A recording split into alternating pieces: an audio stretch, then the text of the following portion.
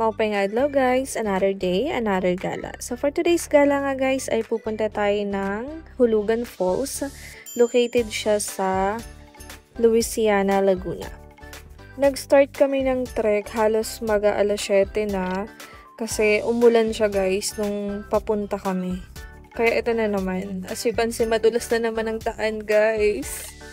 Parang sa saan ba yun? Sa Nagpatong Rock, diba? Yung dati kong video, maulan din.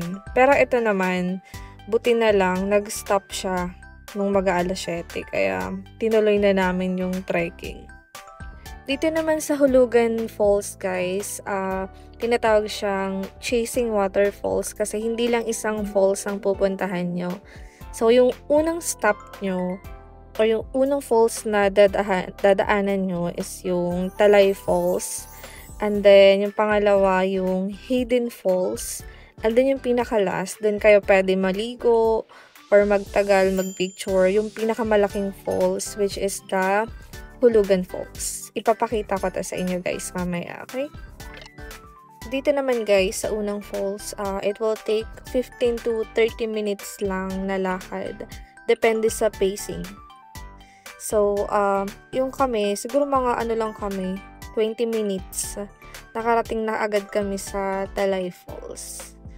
So, ito na yan guys. Ito yung pinakaunang falls, yung Talay Falls. Sobrang ganda, malakas yung tubig kasi, yun nga, umulan. Hindi laging ganyan guys na malakas yung tubig. Minsan pag hindi talaga siya umuulan, hindi siya ganun kalakas. Pero, ano pa rin siya, maganda pa rin. So, ayun guys, from Talay Falls, konting lakad na lang, paakyat. Pero hindi siya assault, kayong-kaya lang. Konting lakad lang. Siguro mga 5 minutes lang, as in, malapit lang. Hindi siya magkalayo. Matatanaw or maririnig nyo yung agos ng tubig kasi sobrang lapit lang guys. So, ayan, may pa-roof pa, diba? So, ayan, ito na yung Hidden Falls, guys. Super ganda kasi nga, umulan. Ang lakas ng agos ng tubig. Ganda mag-picture. So, ayan, dito guys, papunta na kami ng Hulugan Falls and it will take 25 to 30 minutes ng lakad. Depende pa rin sa pacing nyo. So, ayun, mamaya guys, papakita ko yung falls sa video.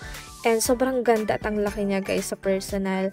And magpapakita din ako ng sample ng picture namin bawat falls. And so ayun guys, thank you so much sa panunood and hope to see you in our next gala. Bye!